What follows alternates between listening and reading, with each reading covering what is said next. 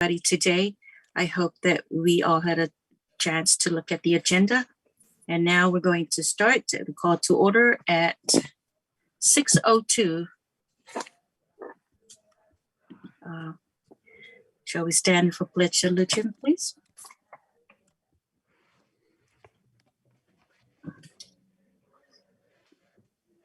I pledge allegiance to the flag of the United States of America, and to the republic for which it stands, one nation, under God, indivisible, with liberty and justice for all.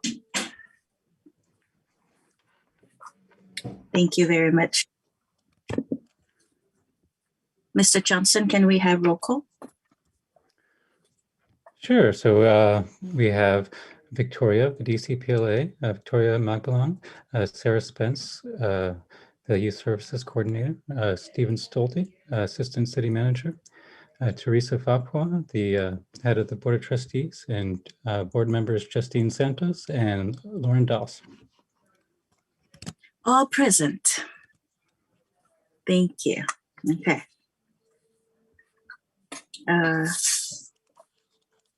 Can I have the approval for the agenda, please?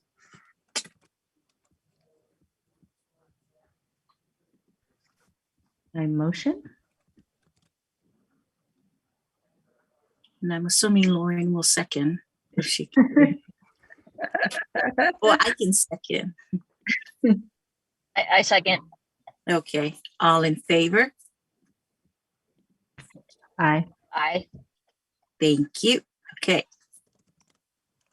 So you have the approval of the regular meeting of May 18, which is that we have. I know that we were missed for a meeting, so I feel like we're behind schedule a little bit. I don't know how bad or how good, but hopefully it's not a big din.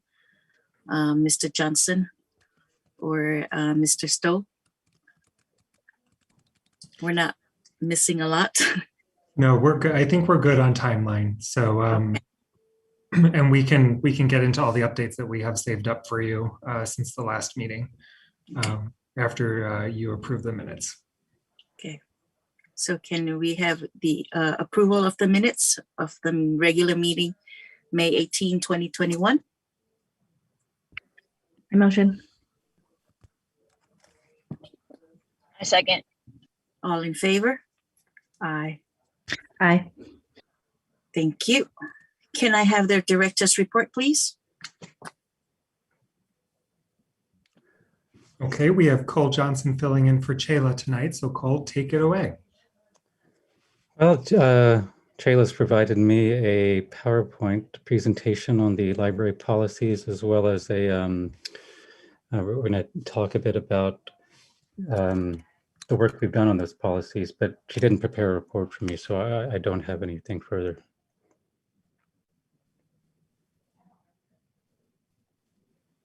Cole, would you like to get started with Summer Learning 2021?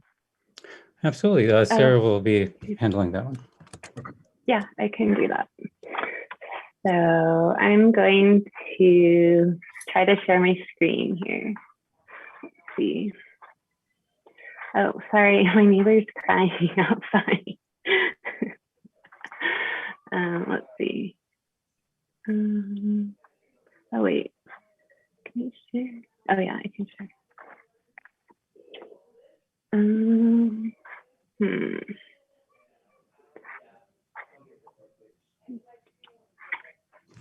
I can't find my thing.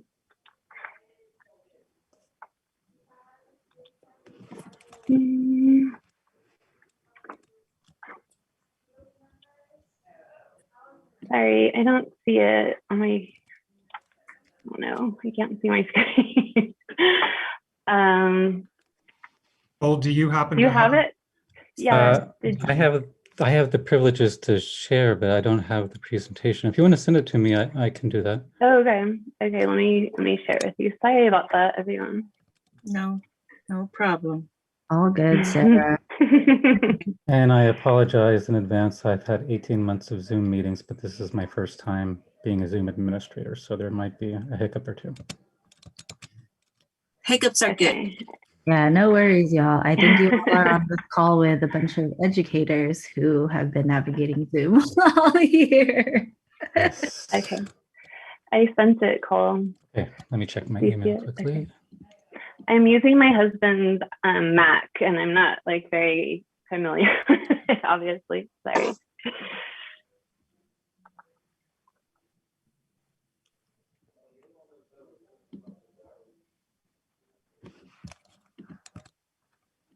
Do you see it? I do. Okay, thanks.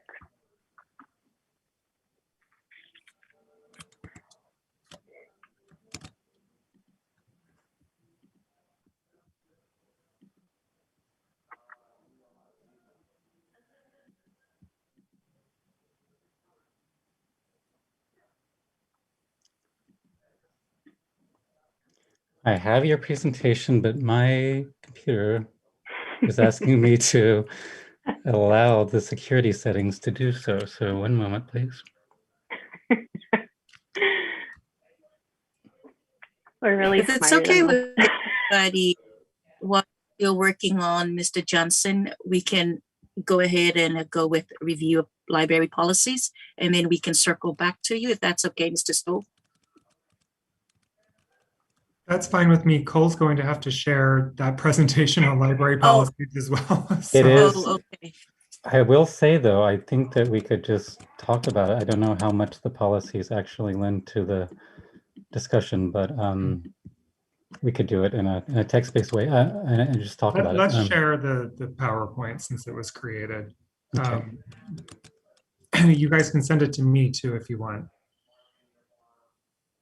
Yeah, maybe we should do that. I'll send both of them to Stephen because he's Okay. familiar with this process. And Sarah, I'll send yours as well since I have it open. Oh, thank you. You're welcome.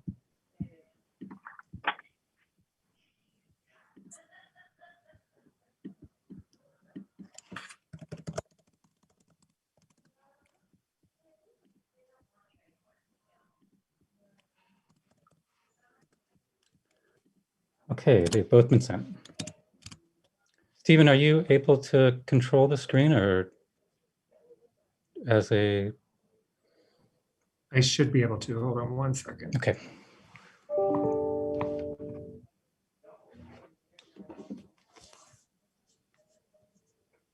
I want to say that it doesn't matter how sometimes people prepare for these kind of Zooms.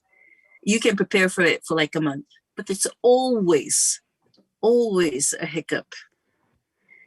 So true. True. So There Oh, you- true. great. Thank you, Stephen. Of course, Stephen is Mr. I know. Pro at these. Hey, we hope it's up now. So just tell me Yeah. when you want me to advance to the next slide, Sarah. Okay, perfect. Thank you.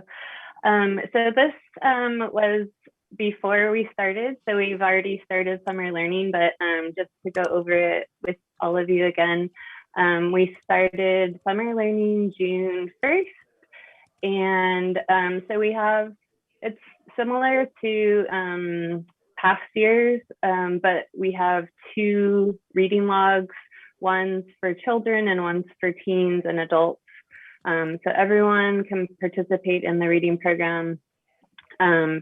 Youth 18 and younger who finish the reading program will get entered into a raffle for $1,000 scholarship.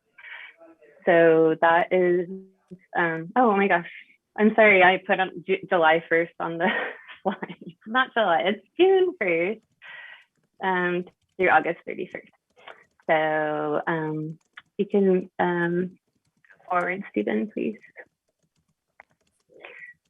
So this is what we did before it actually started. So I was really happy this year. We were able to go to every single school in Daly City, public schools.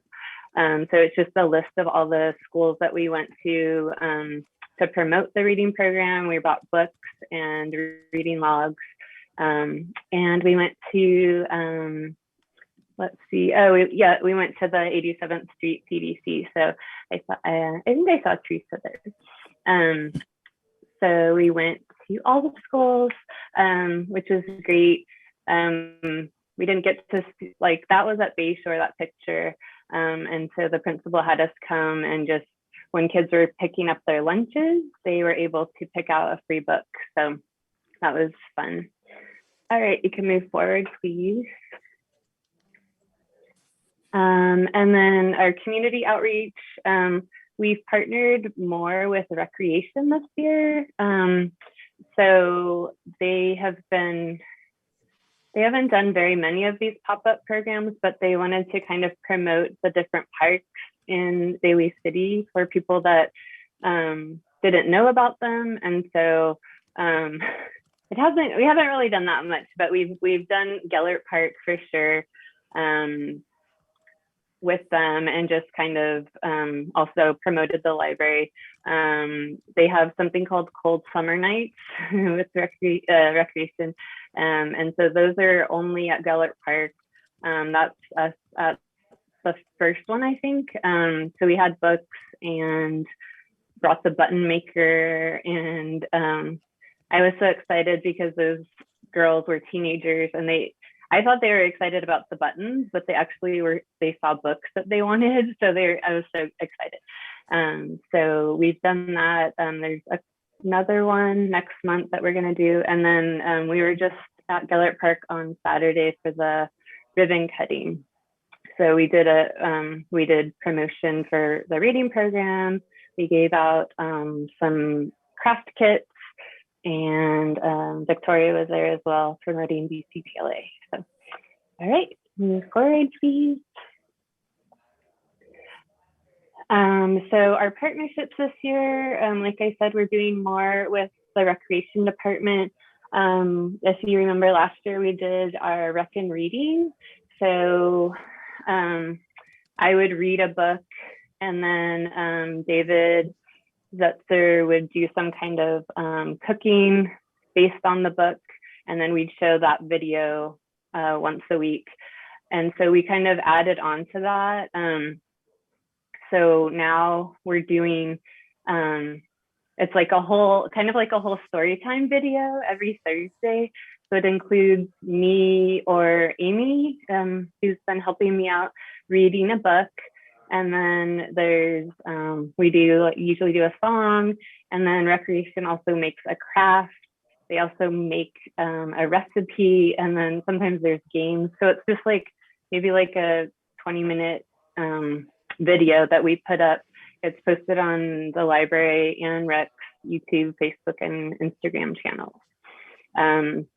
Along with that, we decided, since we're not doing in-person programming, we could make these craft kits. So I think we're doing a total of 6 craft kits. And so they're the crafts that recreation is creating and showing on the video. And then what we're doing is we're making kits at the library and giving them out the week before at all the branches. So this week we made, we're doing a flying dragon. And so that's at all the branches. And then the video will show on Thursday. So we're just doing it like maybe twice a month. And Daily Fun. Oh, I did. Daily Fun is another program with recreation where they get kids to sign up, and it's just a time for them to like make crafts with things they have around the house, or David has gone on from recreation and showed them how to make a recipe. So I went on the 16th and we shared the garden kits that we've been giving out. So those kids that are registered for the Daily Fun, it's actually not daily, it's weekly, but they came and got their garden kits from the libraries. And then we talked about summer reading, we talked about the garden kits. And then next week, the theme is magic. And so we will be bringing a magician virtual program next Monday. And so those kids from the Daily Fun are going to be able to see him, as well as anyone that registers on the library's website. And then the second thing that we've been doing is the Big List, Inspiring Summer Camp. We've been working with them in the past years. It's for rising K to 3rd grade, and it's through San Mateo County and Office of Education. There's 2 schools in Daly City that are participating this year, and it's 5 weeks, full day programs.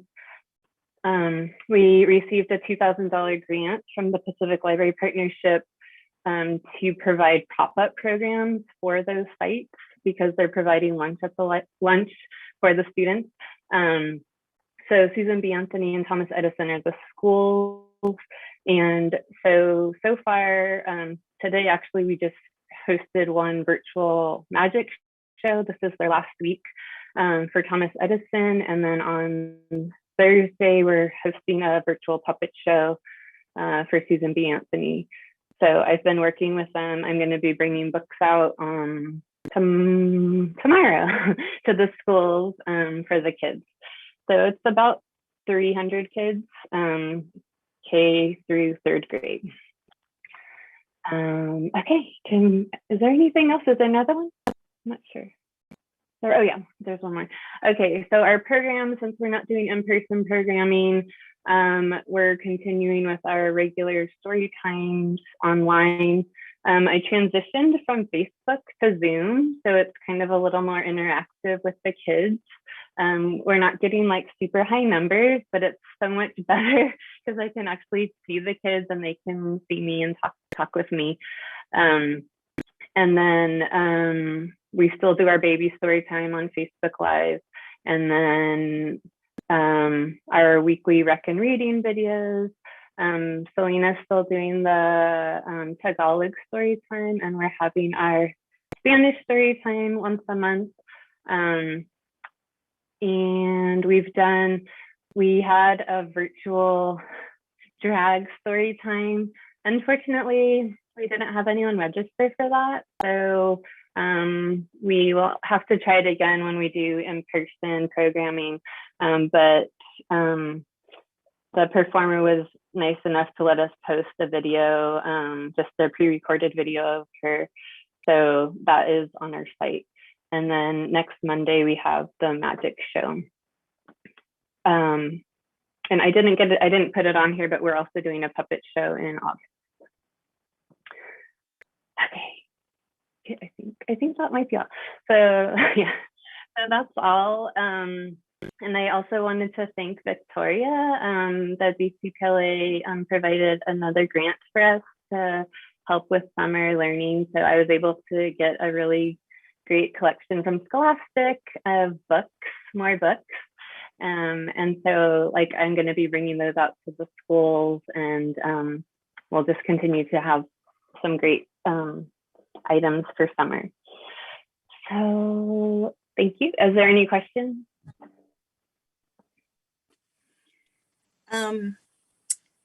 Thank you so much, Sarah, for I know that the children at our site, they know you and familiar with you, so hopefully that's a good transition when they go to elementary school. They'll remember, oh, that's the librarian, that's the lady that reads to me. So yeah, it's a really good transition that they're familiar with your face.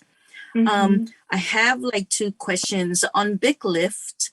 What was the percentage of the enrollment from both schools? Or and is there a number that we cap on it? What's the percentage of enrollment? Is that what you said? Yeah. I'm sorry. Yeah. Yes. Were we high or we were low or we? Yeah. I don't know the exact percentage, but they did tell me when they were registering that the Daly City Schools filled up the fastest out of all of the cities that are doing it. So I think they're almost full. I don't know if they're completely full, but I can find out for sure. Okay. And then the second one for the 2,000, was it 2,000? The $2,000, the grant. So what's that allocated to?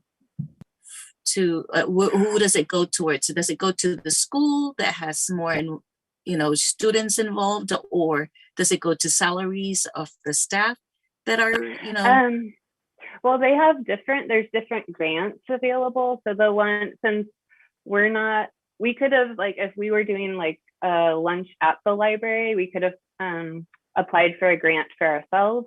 But since we're not, this is just to help with like I said, they call it pop-up programming. So it's kind of like whatever they need. So I just spoke, there's kind of 2 people that are overseeing each school. And so I've been in contact with them, and I just asked them what would be helpful for you. Because San Mateo County libraries are also contributing. And so they're doing like the curriculum and the teachers and everything. So what the schools wanted was just kind of a big like celebration at the end. And so in normal times, we would probably bring in a real performer, but obviously we can't do that right now. So they were happy with the virtual performer. And then the second part of it was I just was able to get a lot more books. So those are the books I'm going to be bringing in. Thank you. Answer? Thank you. Okay. Yeah. Okay. Anything else? Fellow trustees, did you guys have any questions or any comments? I don't have any questions. I don't have any questions. I think just props to y'all for maintaining.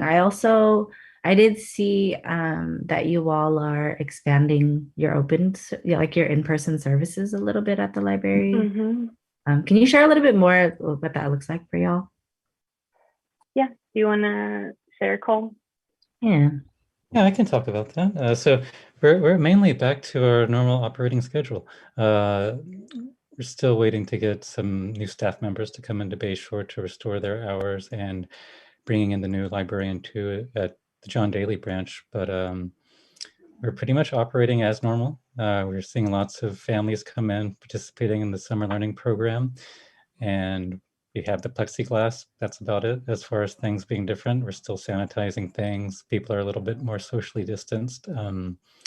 But I went to a meeting of the librarians in the county today, and we are kind of leading the pack in a way as far as being open, because many of them still have very reduced hours and not even planning to open until the fall. So we are leading the pack in that way. and are you all seeing library patrons like responsive to the expanded hours? Like people are coming to library at those times?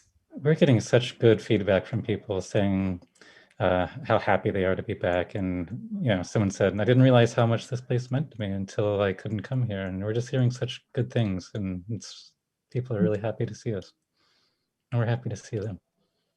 Awesome. That's nice.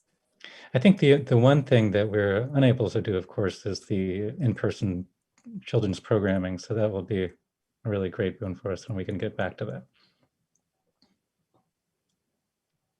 I do also wonder if you all are keeping it virtual now that people are coming into the library, if maybe just continuing to put out more like marketing materials, maybe more people will join. Yeah, because it seems like maybe the online way of accessing the information wasn't as effective, but if they're going back to the library, then are you all still going to keep like flyers and stuff so people know? Yeah, we do have a bulletin board, for instance, in Ceremony, and Sarah and I actually just started working on making a big poster listing all the Zoom events so that we can drum up some interest in that way, because that's typically where we advertise our story times and special performers. So, I mean, there is a lot of Zoom fatigue, as you're aware of, kids going to school, and then you expect them to like join a story time. Of course, it's summertime now, but, it's mainly getting the kids off the screen is the challenge for parents. The pop-ups are great ideas, very great idea. And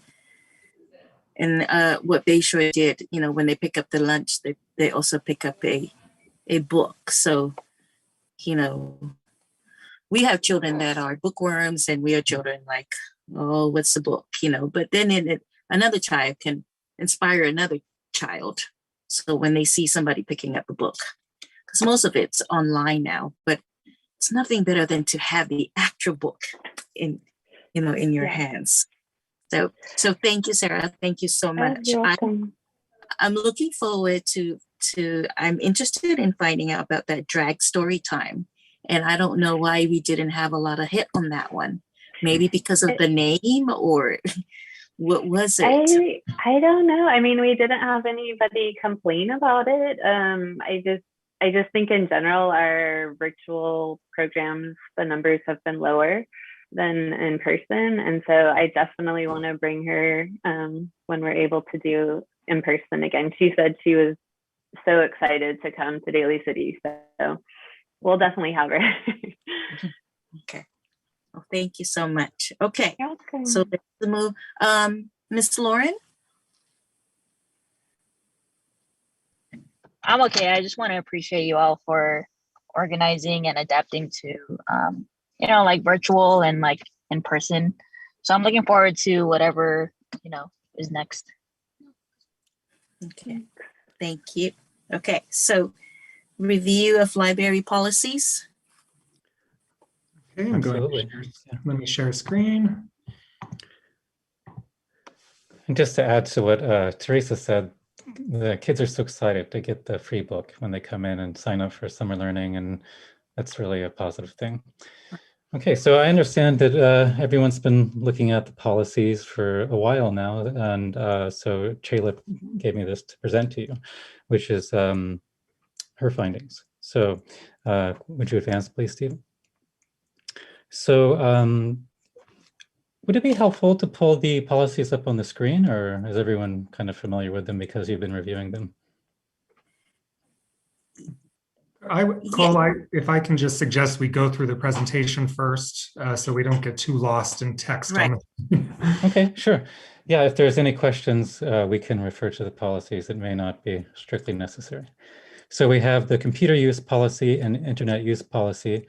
The internet use policy dates from August 2010, which is the stone age of the internet. And I think we were using Friendster back then. So she suggested that we combine these two, because there was a time when the internet wasn't on every computer in the library. Some of them were just dedicated research stations, but now they're all internet enabled. So she's suggesting that we combine them into one policy because there's some redundancy between the two. I don't think it's necessary to check them, but if you have any questions about that, we can look at those. Okay. Okay. Then we have the exhibits and displays policy and the public postings policy. So we have an area where people can come and post events, usually free events, always free events, nothing commercial, things that are of interest to the community.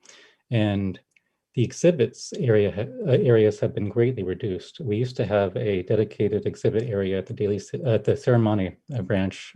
That's no more because they rehabbed the building and removed it as part of the ADA expansion of the bathrooms.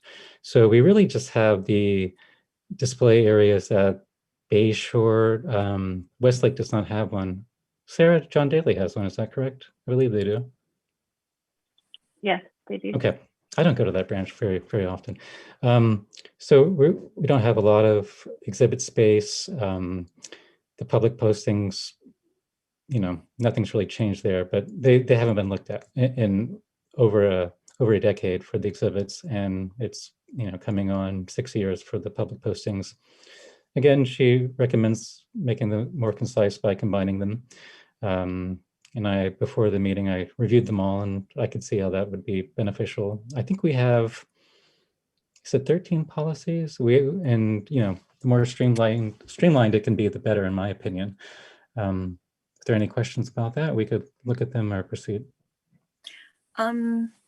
So if there's any way we can actually bullet down there the actual locations that have availability for postings, to make it more transparent to them, so that I don't have to guess. So which library should I go for posting? Right.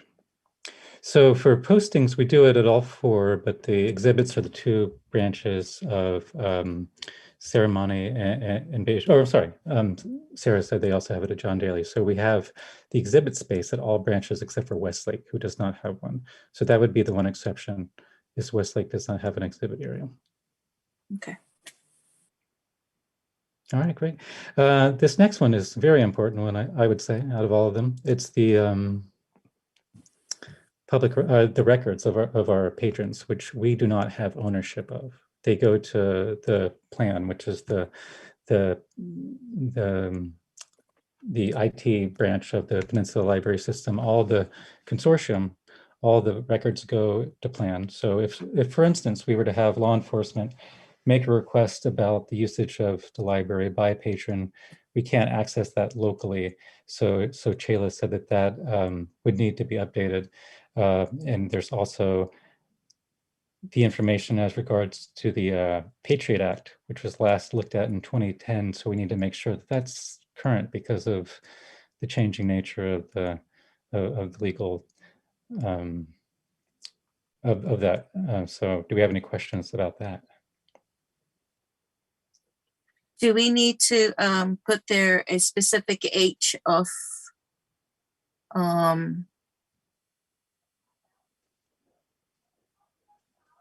what?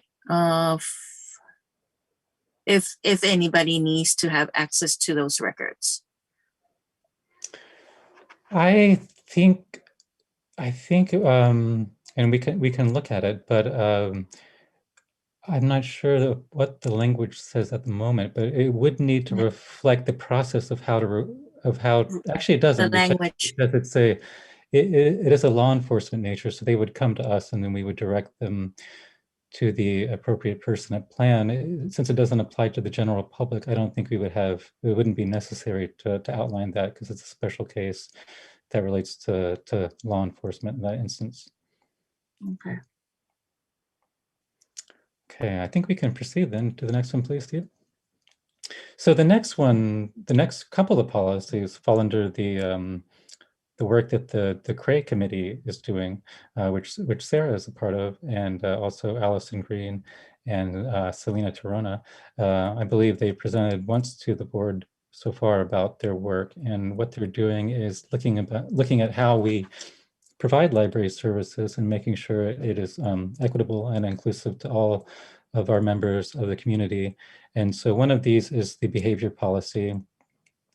And I think that primarily applies to they're looking at children in the library.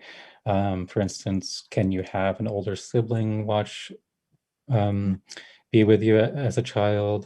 Sarah, do you have any insight into the CRAE work that's being done on the policies?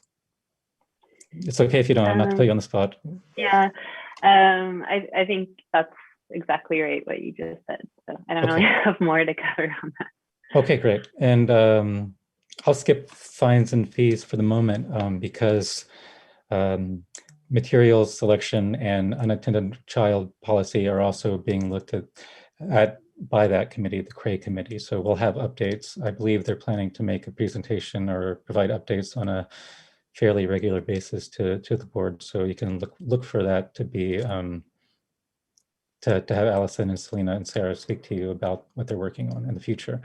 With regard to fines and fees, we're one of the few libraries in the county that's still charging fines. A lot of them are going fine free, and so it would be. What do you think about that, Teresa? Yeah, I think we need to follow suit and go fine for y'all. I think I give the library some money too. I think like $5. Yeah, well, let's talk about it. It's hard days. I mean, what are some of the things, or what are some of the items, or what are some of the materials that or areas that that money directly, that fines and fees, it's actually go towards? What is it? Yeah. So the fees, they go into, I believe, and Stephen, correct me if I'm wrong, they go into the general fund of the city. So That's the whole. They go straight in the whole bucket. that's right. And so the reason why, and I support this, just to put it out there, is that we're reducing barriers to usage. At the moment, your card can be blocked and you can't access materials when you reach a certain threshold of, I believe it's $15. I don't deal as much with the circulation, but once you reach that threshold, you're not able to use materials. And so I've always felt, and this is kind of the trend in libraries, is what's important is getting materials in the hands of people. We're not a business. We're here to provide access, and in one way we can do that is to not put fiscal barriers in front of people that want to use the library. And so we've already done it for children's materials and team cards. So this is something that'll have to go in front of City Council to be approved. Of course, we're looking for your insight and support on this as well. So, yeah, for me, it's an equity issue. It's a barrier to access. It will have an impact on the city to some degree, and I don't have a figure as far as to what kind of revenue we bring in from those fees off the top of my head.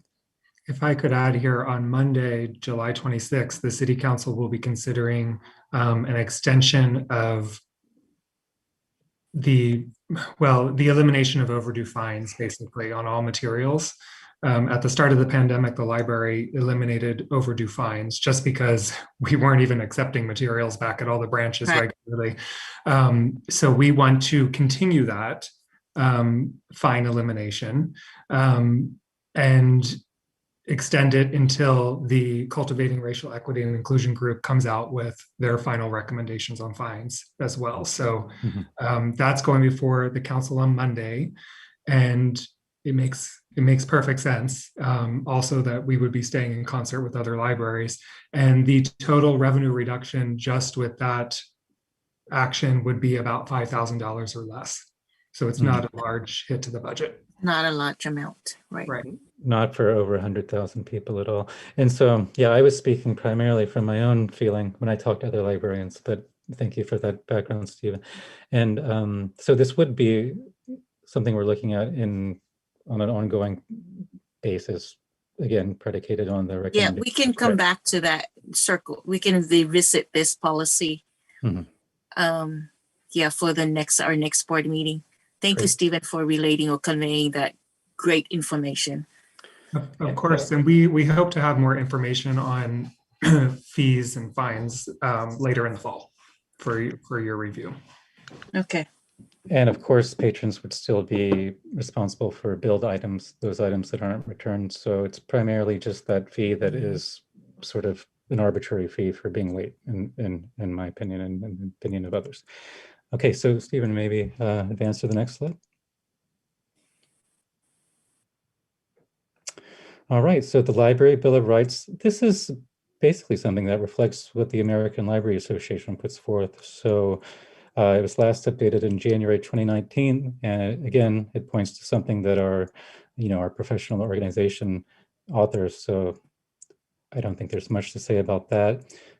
Also, with the Freedom to Read statement, which is also published by the American Library Association. This refers to the philosophy of libraries providing open access to materials regardless of the age of person. We don't censor things. We're here to connect people with the information we want. And, we stand aligned with those principles as well. The final, there's one more slide, so there may be more. The right to privacy was last updated in October 2010. So we will need to look at that again. It's over a decade since we looked at that, and it's aligned with the Public Records Act and with federal confidentiality laws. So this is important. If in library school, we always give the example of a child coming to the library, maybe asking for books about LGBT issues, and we provide that regardless of age. We don't ask for approval from a parent, for instance. And if the parent comes in and says, "What is my child reading?" the child has a right to privacy after a certain age to to their the confidentiality of their records. Sarah, do you know offhand for children's, it's a 10 or it's a very low age? I was thinking it was 14, but maybe It's 14? I'm not sure. Okay. Maybe. Yeah, I mean, for some, obviously, if you have a child that checks out a stack of picture books, you need to know what they are because you have to return them. But once they reach a certain level of maturity, basically they have the right to read what they want and have that be confidential. Oh, wow, that's interesting. Because when a child signs up for, even with that age, signs up for a library card, they still need the parent to come there. Well, we did change that. I'll let Sarah speak about that, but we did adapt that for teens. Sarah, do you want to talk about access with regards to children and teens? I'm not sure what what we changed. Oh, about sorry. the age of the school ID. You only have to be 14 to get a card and so forth. Oh, so once they're 14, they don't need a parent. Exactly. So they don't need a parent to sign for them. Yeah, so that's kind of the age of maturity in the library world. Oh, okay. And then when they lost the book, who pays for the book? The money, the parents are going to pay for the book. They are still they are still on the hook because we do have. Okay, I Yeah. didn't know about that because when my children were young, I still had to be at that age. Mm-hmm. I had to sign up for their library cards and be there. Yeah. So when was that even revised or established? I think we would have to look at that because when you sign up for a children's card, you are listed as basically the co-signer on the card. Now, with regard to the teen card, because they're signing up by themselves, they don't have someone listed as being responsible, and teens cannot technically enter into a contract that like that. So I'm not sure. I can have Chayla follow up with that. So to answer your question, just to jump in here, there is an exemption in our right to privacy policy that allows the parent or guardian of a minor child to access information on overdue or lost materials only. Okay. So that's still in there. Does it speak about financial culpability, Stephen, in that policy? It does not. Yeah, I think it doesn't come up. I mean, I think I would see it if it does come up, but honestly, I haven't seen it since we changed that. And to answer your question, I think it was it's been a few years now. It's been 2 or 3 years now since teens have been able to do that. Okay. But mainly they're responsible users. Okay, we can proceed to the final slide. All right, we have the 3D printer policy, and we've talked a bit about this one because when we initially started out, we had some concerns about the grant-funded nature of it, or the problem of buying the materials, the filament, the actual plastic that it's made out of is fairly expensive. So we had fairly restrictive at first. We were talking about, are we going to limit it to size or the time it takes to print, and now we're kind of taking it on a case-by-case basis and reserving the right to modify a design if we find it to be something that'll take 10 hours to print, or if it's going to take an excessive amount of filament, we might look at it. But that's sort of the only issue with the 3D printer that we've come across. It's been not hugely popular, but it's been pretty cool to see people come in and with their own designs and want to create something. So that's been a really great thing. And of course, we made the policy when we brought that on in 2015. The emergency closure policy, I'm not aware of any changes or things that we're looking at there. It was created in November 2019. Library card policy might need to be adapted at times because Shayla's pointed out in her presentation that it must be aligned with PLS processes. So if there's something that changes on a consortium level, we also have to respond to that. At the moment, it reflects current procedures. It was last updated in April 2016. The public use of the ceremony community room was last updated in November 2019, and we have some good news. We will be allowing people to come back in September to the community room.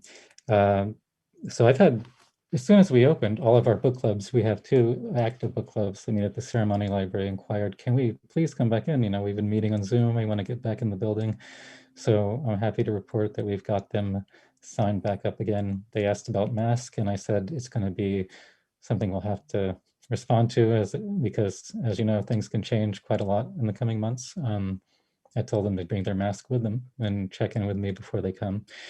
And Sarah will be doing her story times in there when we reopen, because it has a door that can be open for ventilation, which, as we know, is hugely important to mitigate the spread of COVID. And because typically she does it in the public area and the children's room. So that's sort of the only change. I don't think that needs to be written in the policy because it's a temporary modification to how she does her story times. And that concludes my presentation. If you have any questions, we can refer to the policies, or we can get back to you with anything that we can answer here. Thank you, Mr. Johnson. I'm sure I have a couple of questions, but I think it's better for us to go through each. And if you don't mind, maybe you or Jayla can actually list it all the, you know, and what the action was taken today, so that way we don't, you know, repeat it the next time we meet. So if it doesn't need to modify, if it doesn't need to revise, it stays as it is. We'll just keep those, but the ones that we need to some modification and revisit it, or apply a different language, or a different whatever needs to be added or take away, I would love, you know, if that's okay with you guys to do that, to make it easier for us, because I have that down for our next meeting. Oh, sure. I'll meet with Jayla and talk about what we discussed today. And I just want to add that it's easy to add a policy, but I think it's great that we're looking at them and sort of streamlining them and removing the antiquated ones. Thank you so much. You're Totally appreciate it. Thank you for Jayla. Thank you. Okay, so we're now moving to trustees report. And the first one was the results of the survey for gathering community input for the reopening safety. Did we have any? I do have some results from the survey that I can. Did Jayla share those with you, or I'm not sure if you've seen them? I saw it, but I Okay. didn't see any specific numbers. It was just for me to complete the survey Oh, I see. when I opened it. Okay. I don't know about the other trustees. Yeah, I haven't seen one. I know we also didn't end up having, we like missed one of our session, like most recent sessions. So maybe that could have been the session Shayla wanted to share. Okay, Right. great. Yeah. So we didn't have a lot. We had 9 total responses. And instead of 9, you're right. It'd be great to have more engagement, but we placed it prominently on the homepage of the website, and we put it in the newsletter, I believe. So we tried to drum up some interest in it, but I can share some highlights. I don't think it's necessary to put it on the screen because it's No. Okay. it's just text. But Was it only in one language? let me sort of review it here. So, well, I'll answer that about languages. But the first question was, how do you anticipate using the library now that it has reopened for in-person services? People were interested in obviously visiting the library, working in the library. They want to come to live events, which obviously we're on hold for. They're interested in getting books in their hands, getting their holds. Someone said, my husband went in on the opening day. It was great. They were able to browse things physically. It feels like a breeze. They want to see things return to as normal as possible.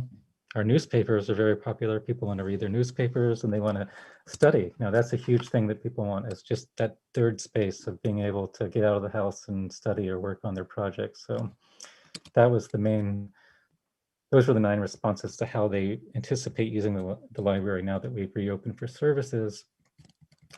Second question was, in the past year of operating mostly virtually, what do you hope the library continues to practice as it relates to that virtual nature? So people wanted to see drive-through pickup of library books.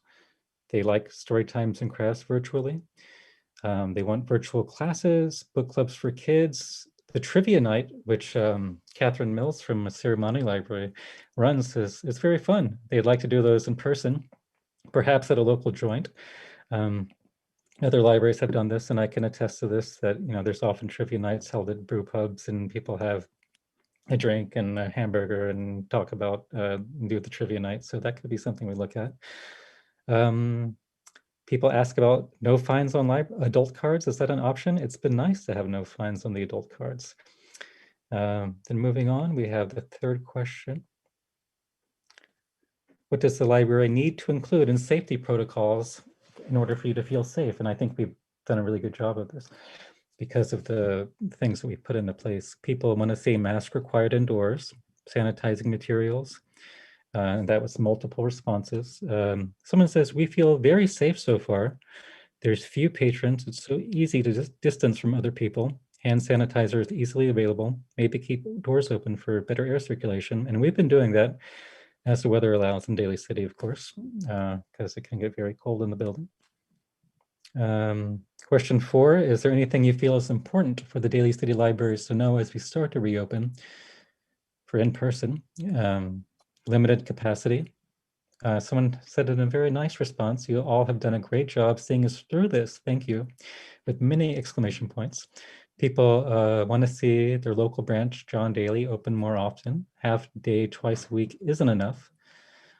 People say, we appreciate you and everything you do. We love our libraries and are so excited to be able to use them in person again.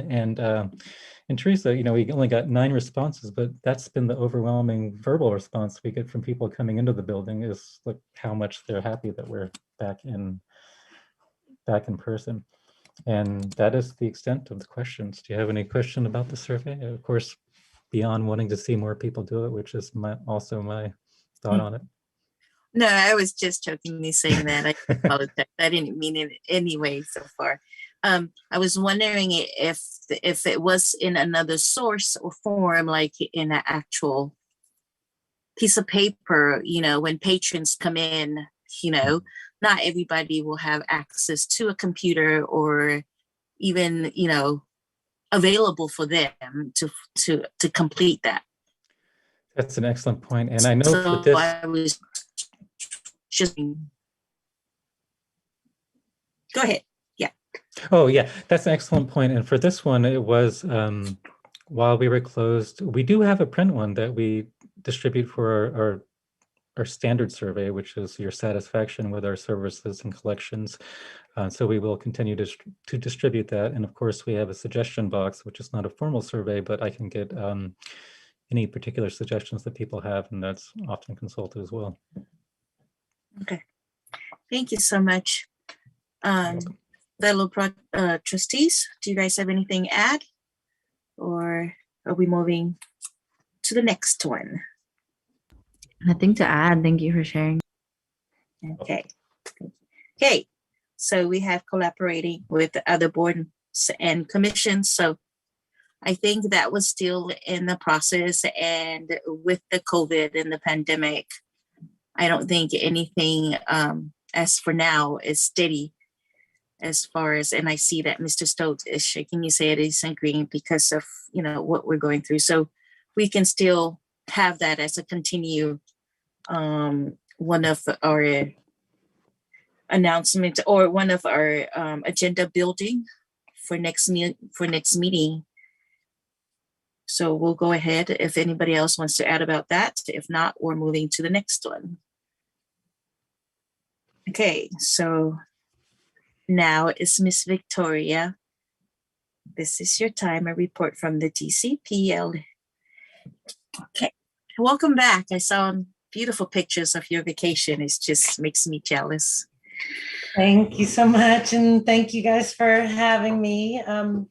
Sarah already mentioned earlier that the DCPLA gave a grant to the city. Well, we haven't officially given it yet. On June 26th, the DCPLA President Brian Dossi will present to the city a grant from Danford Fisher Hanig Foundation for $3,500 for summer learning programs. So the timeliness of the presentation on summer learning is perfect. We're very happy to be able to supplement the funding from the city for that. We wholeheartedly, support everything the library does, but especially in this time when school has been not ideal, and we always worry about the summer slide, as they call it, and I think this year especially, anything that we can do to support supplementing students' education is extremely valuable. So that's the main thing we have right now. If anybody is able to attend that city council meeting at 7 p.m. on July 26th, you can see the official presentation. Okay. Thank you, Miss Victoria. We appreciate it. Sure. Okay. So announcements and communications.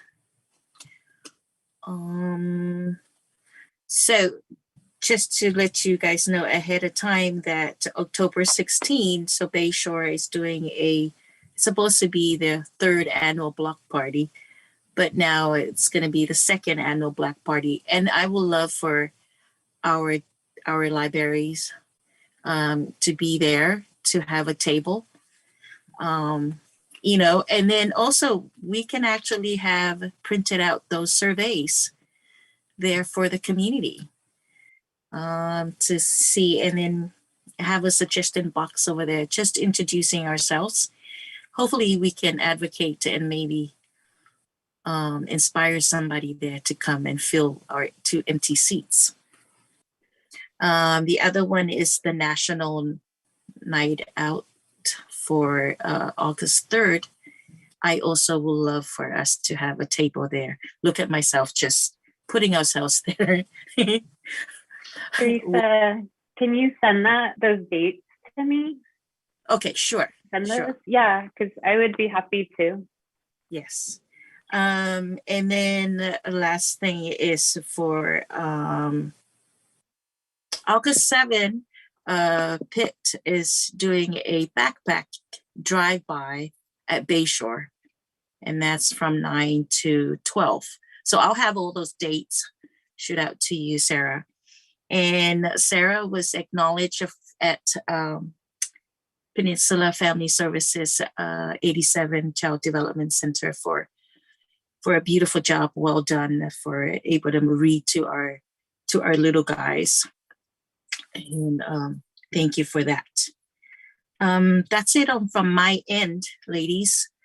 Do you guys have any announcements or any shared communications? I'm good. Okay. Yeah. None for me either. Thanks, Teresa, for sharing those. If you can also would you mind sending those by email also, anything that you have, so we can share it with our networks as well? Yes, Especially if ma'am. we're gonna have a table there. Yes, so mark those dates. So if you guys have a date, we're gonna date at the table for 2 days. Okay, and then agenda building items for next meeting. I put here, I have your policies again to revisit those. And then second, hopefully we'll, the eliminations of fees, hopefully we'll have something from after the city council meeting. And then I need to have a conversation of how do we able to fill up our seats or empty seats? What do we need to do? So those are the only 3 things I have right now, unless my fellow trustees have anything else to add. Or anybody, Mr. Stoll or Johnson or Sarah, Victoria? One thing to add, and it is that we are going dark in August with City Council, Commission, and Board meetings. So the next meeting for the Library Board would be September it would be the, I'm not sure what date it is now. I think the 14th, maybe. September 14th? Or 20, I'm not sure what it would be on the calendar, but September will pick back up. We're also shooting for our reopening to be after Labor Day for the city, but we are also tracking very closely the Delta variant and how that's impacting operations. So I've been announcing to commissions that we're reopening in September. Can't wait to get back to in-person meetings, but we actually might have to push that date out a little bit depending on what happens. So we're just trying to stay in concert with county health guidelines. Okay. Thank you so much. Anybody else? I would just like to add that thank you for suggesting those events, and I could be happy to put them in the newsletter as well to get community interest. And Sure. we rely on you, our community members, to tell us about events that we can be part of. So that's great. Okay. Thank you, Mr. Johnson. Okay. Public comment. So do we have any public comment? There's no one here in the meeting, and I believe Cole just shook his head no for any emails received. So no public comment. Well, with that, the meeting is adjourned at 7:03. Again, I want to thank everybody for being here today and able to share and revise. Thank you so much. Have a wonderful week and stay safe. And we're going dark in August. Yes. Yes. Thank So- you, everyone. So Everyone. when we come back, we have a lot to report back. Thank you very Good night. much. Thank you guys. Thank you. Bye. Good night. Thanks and good night. Good night.